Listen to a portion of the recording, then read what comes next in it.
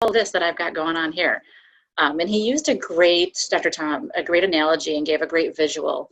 And I didn't have it to put up onto the screen. I figured if anybody doesn't have the book or they haven't read it yet and they're just joining, which is totally fine too, let me know, because I can put a visual of this up so you can take a look. It's a lot easier if you've actually seen it before.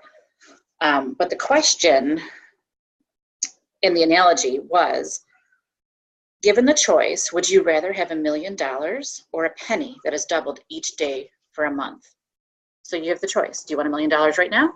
Or do you want a penny that is going to double every day for 31 days?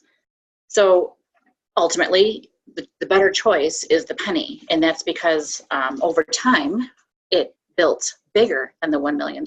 So day 1 through day 19, it only got to $2,600. And day 20, it's up to $5,000. Day 24, it's $83,000. Day 25 goes from $83,000 to $167,000. Day 31 is over 10 million. So it kind of goes to show. So it's showing a couple different things, this particular analogy and this visual, that it shows a consistency and a future vision of your business reaps tremendous rewards. So instead of taking that try to get that instant gratification that may not turn into anything, and you just keep doing that over and over and over again, and 6 months down the road, you're like, oh, I wish I would have done that differently. And then you have that time. So, again, planning appropriately. The other thing that this shows is a really cool view of how it looks to build your network marketing business. We do that with our circle charts, which is great. This is a little bit different in that it shows a monetary value of the penny being doubled, but it's a really cool way to see how that duplication turns into dollars, even aside from the people. But the other thing it shows is where these 3 stages would fall within this graph. So stage 1 is not worth it, generally runs day 1 through day 19 when you're starting with a penny and you're only at $2,600. And that's 19 days of like, what am I doing? Where's this going? Stage 2 is day 20 through 24, and that's where you're starting at 5,000 and ending at 83,000. You're like, oh my God, this is amazing. I love this. It's so worth doing this. And then stage 3, it gets that much larger dollar value, and it can become overwhelming where it's like, whoa, why am I getting this? What have I done? So kind of going back a little bit, talk about stage 1. A lot of things that you'd feel in stage 1, or that many of us feel now, and you're going to get it throughout the life of your outbound business, because that's kind of how it just works. There's always going to be something there, but what you're generally feeling in the beginning in that stage 1 area is slow growth. It's really easy to get to feel defeated. Talked about previously in previous chapters, that bureaucratic time zone versus the entrepreneur time zone. So you're kind of struggling between those two and thinking back to, okay, I worked 5 hours, I have nothing to show for it.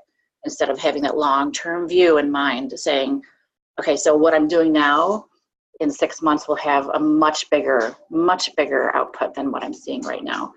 And then there's like the no-shows for your parties or your one-on-ones. There's having the one-on-one and they don't sign up. There's the new independent contractor that signs with you and they don't do anything with the business, even though they're a powerhouse and could do it. So you wind up telling yourself it's not worth it.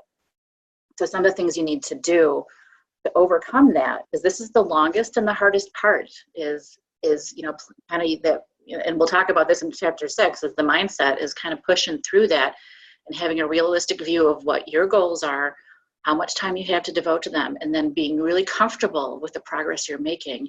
And if you're not, making changes to your goals and your time available. And that's where, obviously your uplines and your sisters can help with any of that. So some of the things you need to do to move through that stage 1, you must do this. It's hard work. We have a process in place to follow, but it's still, the work has to be done. It has to be sustained. It has to be consistent. And as you do that, you'll grow to stage 2. One of the things that Dr. Tom said was, tenacity is more important than talent. That was hard for me to learn. I'm built around degrees and have a degree and feel like, oh, well, you needed that degree to get that job type of thing. And this, and I've seen it firsthand in the corporate world, that people don't need a degree. They need experience, and they need opportunity. So tenacity is definitely more important than talent. The talent will come as you go along. Duplicate. We got to duplicate. Associate with like-minded people. So you're all here right now doing that. So that's a beautiful thing. So remembering that it's your forward dream that you're working towards, not that instant gratification. That's what will help you get through stage 1.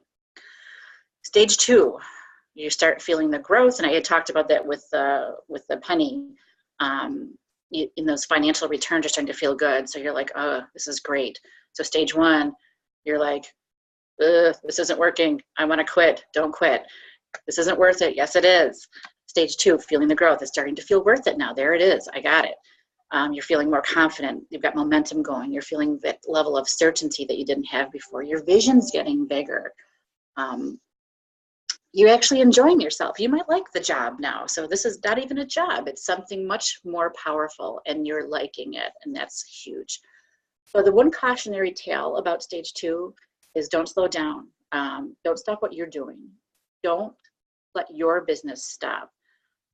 Because there is a balance that starts at this point because you have a team. So you do have a level of accountability, right, that you feel because you want to help them build their business.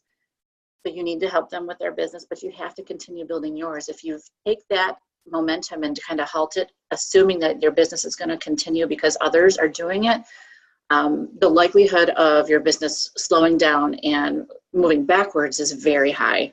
So you really want to make sure that you own your business and you continue to learn. Stage 3, and this is where we talked about like that whole different level of money that's basically available to you, and time, and what can you do with that? And a lot of people become overwhelmed. And what Dr. Tom describes that is really it's reflecting your humility as you become like, ugh, what do I do with this? And that's where I think a lot of people start to it grows beyond the vision that they had, which is how amazing would that be? I mean, it gets bigger than what you thought it would be or that you even dreamed it would be, and then you can do more for others. So that's where people then can start looking at their passions, and whether it's helping children or adoption or animals, whatever it may be, then that turns into something else. But the other thing is people feel guilty about that. So there's a couple things to think about with stage 3. Don't ever forget that you're worth it. So you did all that work. You're worth every cent. You worked your butt off to get all that. So there's no, yes, you may have built a team and then you're all working together. So you have that time freedom, but that doesn't mean you're still not working hard and you didn't go through stage 1 to get the stage 3. So don't forget you're worth it. You're being paid for your vision, your tenacity, your courage, your stamina, and for overcoming that fear. So those are huge. But the other thing to remember goes back to that same cautionary tale. Don't stop owning your own business. Don't take for granted that you have a team.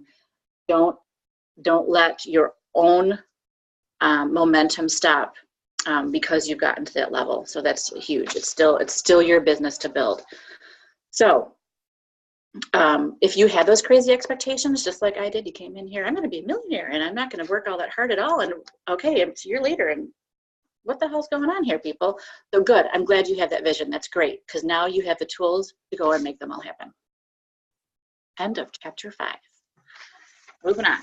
Chapter 6. Self-doubt. And I did joke that this is my middle name. This has been one of my biggest struggles, is just, I don't want to be a bother. I don't want to hurt somebody. I don't want to bother them. I don't want them to think I'm being pushy. So I get it. And I literally, this chapter, I would like to just sit here. I wish we had like this whole time that we have other trainings coming up after this. I wish we had together so we could read paragraph by paragraph and then just talk out loud about each paragraph because there's so much that I loved about it. So it opens, and there's so much I want to learn. Like I want to hear what you guys have to say about all this stuff. And I can be like, oh my God, that's totally me. And I want to know what's totally you. So he started with the story about the vase, the $3 vase that was overlooked and, not given the opportunity to shine the way that it should. So there was a piece in here that part of that, at the end of that whole story that I just, I don't know, it was very powerful to me. So talks about the vase, and then the woman purchased it and brought it home, and the value is at $50,000, and she paid $3 for it because she gave it the opportunity to really shine through. So he says, Dr. Tom says, the story is repeated every day. Objects of extraordinary beauty and worth are overlooked and undervalued. But this oversight is not limited to the realm of vases. It happens all too often in the world of vessels, human vessels, and I love that. I don't know why. But the big thing is, one of the silent tragedies in daily life is the number of people who dismiss themselves from being players in the game of life. It's our belief, whether it's doubting it, most likely, many times doubting it, about ourselves, that kind of puts that roadblock in front of us. So when you look at this chapter, for me, the bottom line really was, your best intentions won't get you where you want to go if you don't believe in yourself. And that's really where I've been for quite some time personally, is I have belief. I get it. I see how wonderful this business can be, and I can see over here, what this could do for me. But then there's the doubts that creep in there, and they kind of, muck things up. So it's huge. It's a huge, and I think it happens for everybody, just that huge moment of, oh, I can do this. This is me. I can take care of this. So moving back to that whole self-doubt thing, it will slow you down. It will, even though you can see that this is going to change your life, and you can see all that, and you have an understanding of it. Like I said, you can see this fantastical future, and that self-doubt goes, hold on. And it becomes exhausting. So then you take a break, and then your break feels a lot easier than pushing through. So you stop. And then your brain says, you need the break. It starts to lie to you. It says, you need that break. You've worked really hard. You just need to yes, you don't need to keep doing anything else. You just take the time you need. You don't need this. And it's not necessarily telling you you don't have what it takes, but it's saying you don't need it. You're good. Just take a break. So this sounds familiar probably to a bunch of people on here. And we've talked about the book, Train Your Brain by Dana Wilde. And we've been listening a lot to Mel Robbins and Rachel Hollis, who talk about the same exact thing, the lies that your brain tells you, thinking that it's helping you. Its purpose is to say, yes, I agree with you that you're tired, lay down, you're fine. So for the new folks that have joined on, it's a great book. Go take a look at Train Your Brain by Dana Wilde. Listen, there's podcasts for Rachel Hollis and Mel Robbins. They're both very inspirational and just so fun to listen to. But keep your mindset open. So that's, I guess, my big message, is you start to hear some of this stuff and kind of feel some of these things. Don't hesitate to talk out loud about them. And I actually encourage you, talk out loud about all of them, because we've all been there. We're all still there, and we can all help each other quite a bit. But keep an open mindset as you continue to learn. And the other thing is, don't beat yourself up, because those moments of hesitation, or those moments of like, oh my gosh, what am I doing? Those are normal. We all have those, but it's what you do with it beyond that one moment of like, okay, oh, I'm got it. Or let me try this, or let me think this through and replan it. And then you move, you take action, you move forward. If you don't do that, that's where you're beating yourself up, turns into that self-doubt versus just that moment of like, oh, I'm good, moving on. One of the things I think I would love for all of you to do, and you may have already done it, but on page 91 of the book, Dr. Tom has some questions. So he has 5 questions, and we won't discuss them all right now, and I won't go into mine. But I think this is a very important to spend some time on it yourself. So, meditate over it, spend some time alone going through it, but it's important to figure out your beliefs, where they're coming from, and then how do you either make them better or change them entirely sometimes. But the questions were, what do I believe? How long have I believed this? How did this belief get installed? So where did it come from? Is it a person? Is it an experience? Is it a childhood thing? Is what I believe true, accurate, and helpful? That's huge. That's a lot of, making up stories. I'm a huge storyteller, so I can get into that for sure. Is it true, accurate, and helpful? And then the other question is, what impact will this belief have on my life if I don't change it? So again, is it good? Is it not good? And what are you going to do with it? So spend some time on that. when you get a moment, because I know you all have a lot of free time on your hands. So nobody's crazy busy. But it's important. It's definitely of value to go through that process as you continue with this book and then with your business. It just helps gain control over some of the lies that your brain is going to tell you. So yes, it's important to explore those for sure. And then when you start to explore them, it becomes a journey. And then you're giving yourself permission to go on this journey. And that's one of the words that Dr. Tom used, and I love it. You're giving yourself permission. So instead of beating yourself up for questioning why you're thinking something, or why am I beating myself up over that, or why am I calling myself fat today, or whatever, stop and think, where did that come from? Why am I saying that? And it takes some time. And I know you don't always have time in the moment, but then that's where journaling comes in wonderfully handy. Take a note and go back to that when you have time to yourself for a moment to say, okay, where did that come from? But it's important to give yourself permission to spend time on these things, because otherwise it kind of turns into a repeat pattern, and it just goes over and over and over again. And you just continue to beat yourself up more and more and more. There's another quote. Yes, he says, either you will learn to capture your thoughts, or your thoughts will capture you. Exactly, right? That's exactly what's going to happen. So you want to take the time to start learning to, you're capturing your thoughts and they're not capturing you and holding you hostage somewhere that you can't get out of, or you're struggling to get out of. Time check. So the other word he used that I loved a lot too was captivity. So going through this exploration process and this journey will release you from that captivity so that you can move on and build and learn and grow. So the quality of your thoughts really does impact the quality of your life. And I hadn't thought of that way. And that was pretty an aha moment for me in reading through this. It's really important to listen to your own internal dialogue. And Dr. Tom calls it eavesdropping on yourself, which I thought was really great. You need to do that. What are you saying to yourself? It goes back to what we just talked about. Is it positive things? Is it kind things? Is it inspiring things? Is it confident? Is it for hope, trust? Is it giving yourself the freedom to do everything you're dreaming of doing? So pay attention. Listen to the tone, listen to the volume, listen to the voice. So when you're saying these things, this goes back to when you're trying to figure out where it's coming from. So one of those 5 questions that I just talked about, it gives you insight as to where this information is coming from. And then do you keep it or do you change it? Because some of what you tell yourself is rock solid superstar stuff. Don't stop. Other stuff is hard and it's not helpful and it's defeating and it's slowing you down. So you need to decide, do you keep it? Do you change it? And we've talked about, words in general. Words are very powerful. There is no more sticks or stones will break your bones. And words will never hurt me. That doesn't apply anymore. And we all, look at what's going on now with our kids and the bullying and just every day. Words are huge. So if they can make or break you, don't break yourself. Stop breaking yourself. Manage your self-talk.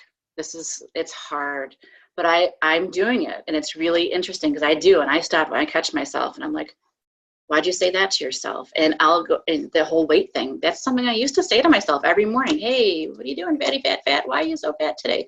Why would I say those things?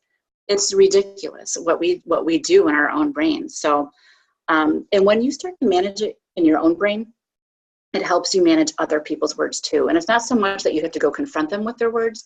It's more about letting them go. So when you're hearing the no's or the not nows or whatever it may be, when you're hearing those things, when you can manage your own brain and you can manage your own self-talk, somebody else's is a piece of cake, nothing to it. So being mentally tough, this is what will keep you moving towards your future view. Again, long-term future view, no short-term quick fix type of thing. So staying strong, future view. So words of wisdom to gain control of that self-doubt: accept responsibility of your own mind. So it goes back to manage your self-talk. Self-develop, read, associate with like-minded people. Same thing from chapter 5 to chapter 6. Have a clear vision, stay motivated, learn more. I'm going to end with reading from, I thought better to read. I know we have like 1 minute, but at the very end, he talks about the garden. So to newcomers, network marketing veterans may appear overly zealous. They constantly seem to be reading books, listening to motivational tapes, and attending meetings. In reality, what these veterans understand is that dreams, courage, and motivation need tending like a garden. They know the mind is the soil where thoughts are planted. They know it is the seed bed from which life emerges, and they are committed to protecting the soil of their minds and planting healthy thoughts. What develops over time is a human being who has blossomed, a business that is growing, and many other lives that have been changed. This is the great power and joy of network marketing that often goes unnoticed. Time to realize that your mind is like your own personal garden, and it's your privilege and responsibility to tend to it. That's all I got, folks. That was phenomenal. Amazing. Thank you. Make sure you look at all the comments, because I think that every single person on here needed to hear what you said tonight. And I love how you're like, I say it to myself, and we, this is what we all need to say to ourselves. So thank you. My pleasure. And then we can switch right over right now to the Discover Arbonne Live. And then at 9:30, we'll jump back on for Carlita's number for the 9:30 call. So Vicki, awesome. Thank you. Thank you. Did you read all the comments? Yeah, I'm scrolling through them. Okay, I'll keep it open for a minute. Tell me when you're done.